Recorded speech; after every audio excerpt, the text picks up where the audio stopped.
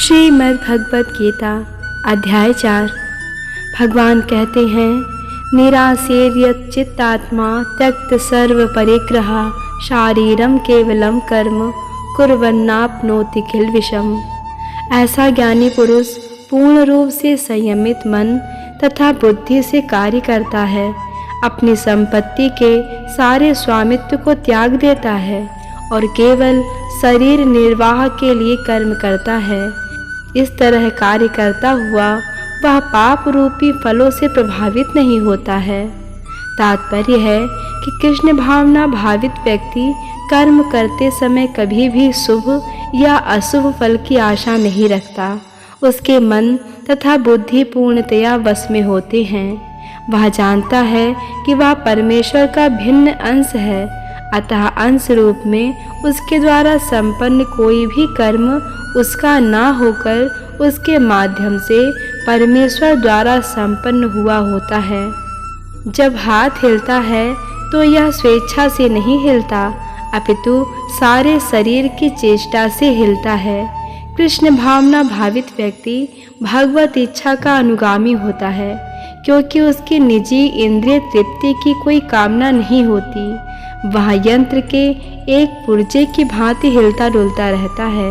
जिस प्रकार रख रखाव के लिए पुर्जे को तेल और सफाई की आवश्यकता पड़ती है, उसी प्रकार कृष्ण भावना भावित व्यक्ति कर्म के द्वारा अपना निर्वाह करता रहता है, जिससे वह भगवान की दिव्य प्रेमा भक्ति करने के लिए ठीक बना रहे। अतः वह अपने प्रयासों के फलों के प्रति निश्चेष्ट रहता है। पशु के समान ही उसका अपने शरीर पर कोई अधिकार नहीं होता। कभी कभी क्रूर स्वामी अपने अधीन पशु को मार भी डालता है, तो भी पशु विरोध नहीं करता, ना ही उसे कोई स्वाधीनता होती है।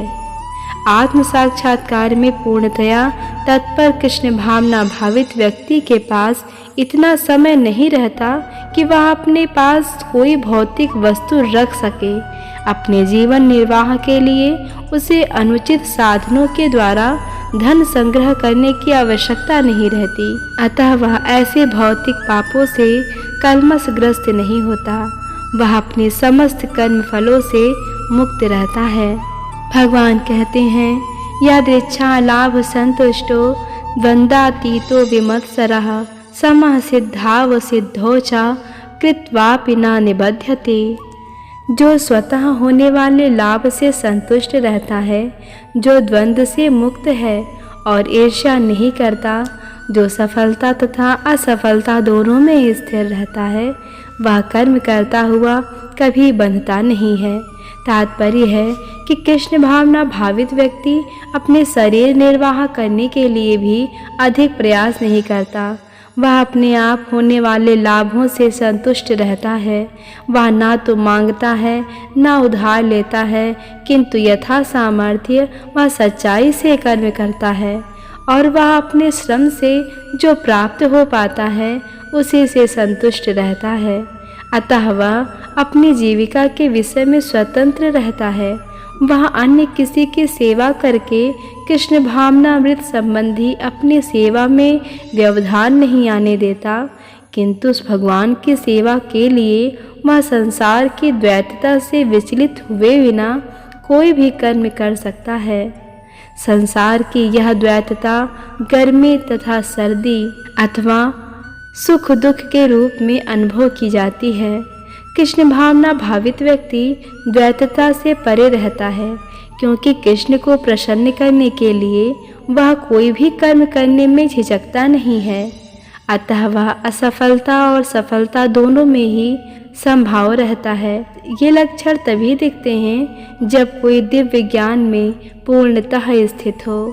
भगवान कहते हैं, गत संगस्य मुक्तस्य ज्ञानावस्थित चेतसा यज्ञायाचरतः कर्म समग्रम प्रविलीयते। जो पुरुष प्रकृति के गुणों के प्रति अनासक्त है और जो दिव्य ज्ञान में पूर्णतया स्थित है, उसके सारे कर्म ब्रह्म में लीन हो जाते हैं। तात्पर्य है कि पूर्ण रूपेण कृष्ण भावना भावित होने पर मनुष्य समस्त द्वंद्वों से मुक्त हो जाता है और इस तरह भौतिक गुणों के कलमश से भी मुक्त हो जाता है। वह इसीलिए मुक्त हो जाता है क्योंकि वह कृष्ण के साथ अपने संबंध की स्वाभाविक स्थिति को जानता है। फलस्वरूप उसका चित्त कृष्ण भावनामृत से विचलित नहीं होता। अतएव वह जो कुछ भी करता है वह आदि विष्णु कृष्ण के लिए होता है। अतः उसका सारा कर्म यज्ञ रूप होता है, क्योंकि यज्ञ का उद्देश्य परम विष्णु अर्थात कृष्ण को प्रसन्न करना है। ऐसे यज्ञमय कर्म का फल निश्चय ही ब्रह्म में विलीन हो जाता है और मनुष्य को कोई भौतिक फल नहीं भोगना पड़ता है। भगवान कहते हैं, ब्रह्मार परम ब्रह्म हविर ब्रह्माग्रो ब्रह्मणाहुतम ब्रह्मैव तेन गंतव्यम ब्रह्म कर्म समाधिना। जो व्यक्ति कृष्ण भावनामृत में पूर्णतया लीन रहता है उसे अपने आध्यात्मिक कर्मों के योगदान के कारण अवश्य ही भगवत धाम की प्राप्ति होती है, क्योंकि उसमें हवन आध्यात्मिक होता है और हवि भी आध्यात्मिक होती है। तात्पर्य है कि यहाँ इसका वर्णन किया गया है कि किस प्रकार कृष्ण भावनामृत कर्म करते हुए अंततो गत्वा आध्यात्मिक लक्ष्य प्राप्त होता है। कृष्ण भावनामृत विषयक विविध कर्म होते हैं जिनका वर्णन अगले श्लोकों में किया गया है, किंतु इस श्लोक में केवल कृष्ण भावनामृत का सिद्धांत वर्णित है। भौतिक कलमश से ग्रस्त बद्ध जीव को भौतिक वातावरण में ही कार्य करना पड़ता है, किंतु फिर भी उसे ऐसे वातावरण से निकलना ही होगा। जिस विधि से वह ऐसे वातावरण से बाहर निकल सकता है वह कृष्ण भावनामृत है। उदाहरण के लिए, यदि कोई रोगी दूध की बनी वस्तुओं के अधिक खाने से पेट की गड़बड़ी से ग्रस्त हो जाता है तो उसे दही दिया जाता है, जो दूध से ही बनी अन्य वस्तु है। भौतिकता में ग्रस्त बद्ध जीव का उपचार कृष्ण भावनामृत के द्वारा ही किया जा सकता है, जो यहाँ गीता में दिया हुआ है। यह विधि यज्ञ या विष्णु या कृष्ण को प्रसन्न करने के लिए किए गए कार्य कहलाती है। भौतिक जगत के जितने ही अधिक कार्य कृष्ण भावनामृत में या केवल विष्णु के लिए किए जाते हैं, पूर्ण तल्लीनता से वातावरण उतना ही अधिक आध्यात्मिक बनता रहता है। ब्रह्म शब्द का अर्थ है आध्यात्मिक। भगवान आध्यात्मिक हैं और उनके दिव्य शरीर की किरणें ब्रह्म ज्योति कहलाती हैं। यही उनका आध्यात्मिक तेज है। प्रत्येक वस्तु इसी ब्रह्म ज्योति में स्थित रहती है, किंतु जब यह ज्योति माया या इंद्रिय तृप्ति द्वारा आच्छादित हो जाती है तो यह भौतिक ज्योति कहलाती है। यह भौतिक आवरण कृष्ण भावनामृत द्वारा तुरंत हटाया जा सकता है। अतएव कृष्ण भावनामृत के लिए अर्पित हवि ग्रहण करता, हवन होता तथा फल ये सब मिलकर ब्रह्म या परम सत्य है। माया द्वारा आच्छादित परम सत्य पदार्थ कहलाता है। जब यही पदार्थ परम सत्य के निमित्त प्रयुक्त होता है तो इसमें फिर से आध्यात्मिक गुण आ जाता है। कृष्ण भावनामृत मोहजनित चेतना को ब्रह्म या परमेश्वरोन्मुख करने की विधि है। जब मन कृष्ण भावनामृत में पूरी तरह निमग्न रहता है तो उसे समाधि कहते हैं। ऐसी दिव्य चेतना में संपन्न कोई भी कार्य यज्ञ कहलाता है।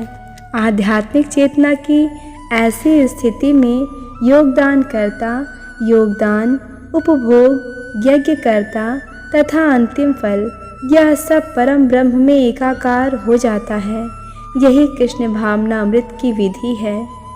भगवान कहते हैं, देवमेवा परे यज्ञम योगिनः पर्युपासते ब्रह्माग्रावपरे यज्ञम यज्ञैनेवोपजुह्यति। कुछ योगी विभिन्न प्रकार के यज्ञों द्वारा देवताओं की भली भांति पूजा करते हैं और कुछ परम ब्रह्म रूपी अग्नि में आहुति डालते हैं। तात्पर्य है कि जैसा पहले ही कहा जा चुका है, जो व्यक्ति कृष्ण भावना भावित होकर अपना कर्म करने में लीन रहता है वह पूर्ण योगी है। किंतु ऐसे भी मनुष्य हैं जो देवताओं की पूजा करने के लिए यज्ञ करते हैं और कुछ परम ब्रह्म या परमेश्वर के निराकार स्वरूप के लिए यज्ञ करते हैं। इस तरह यज्ञ की अनेक कोटियाँ हैं। विभिन्न यज्ञकर्ताओं द्वारा संपन्न यज्ञ की ये कोटियाँ केवल बाह्य वर्गीकरण है। वस्तुतः यज्ञ का अर्थ है भगवान विष्णु को प्रसन्न करना, और विष्णु को यज्ञ भी कहते हैं। विभिन्न प्रकार के यज्ञों को दो श्रेणियों में रखा जा सकता है। सांसारिक द्रव्यों के लिए यज्ञ, जिसे द्रव्य यज्ञ कहते हैं, और दिव्य ज्ञान के लिए किए गए यज्ञ ज्ञान यज्ञ कहते हैं। जो कृष्ण भावनामृत हैं, उनकी सारी भौतिक संपदा परमेश्वर को प्रसन्न करने के लिए होती हैं, किंतु जो किसी क्षणिक भौतिक सुख की कामना करते हैं, वे इंद्र, सूर्य आदि देवताओं को प्रसन्न करने के लिए अपनी भौतिक संपदा की आहुति देते हैं। किंतु कुछ अन्य लोग जो निर्विशेषवादी हैं, वे निराकार ब्रह्म में अपने स्वरूप को स्वाहा कर देते हैं। देवतागण ऐसी शक्तिमान जीवात्माएं हैं जिन्हें ब्रह्मांड को ऊष्मा प्रदान करने, जल देने तथा प्रकाशित करने जैसे भौतिक कार्यों की देखरेख के लिए परमेश्वर ने नियुक्त किया है। जो लोग भौतिक लाभ चाहते हैं, वे वैदिक अनुष्ठानों के अनुसार विविध देवताओं की पूजा करते हैं। ऐसे लोग बहिश्वरवादी कहलाते हैं।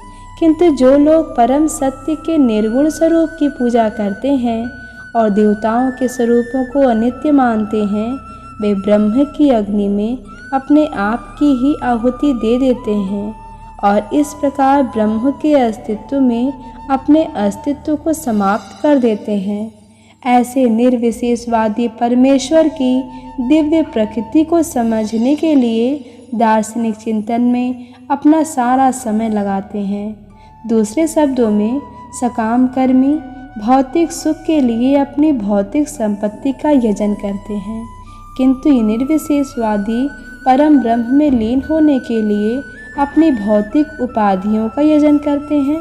निर्विशेषवादी के लिए यज्ञाग्नि ही परम ब्रह्म है, जिसमें आत्मस्वरूप का विलय ही आहुति है।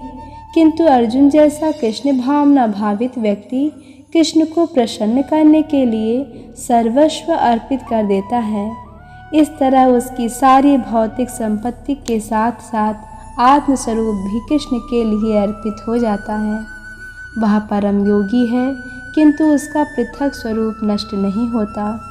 हरे कृष्ण कृष्ण कृष्ण हरे हरे, हरे राम राम राम हरे हरे।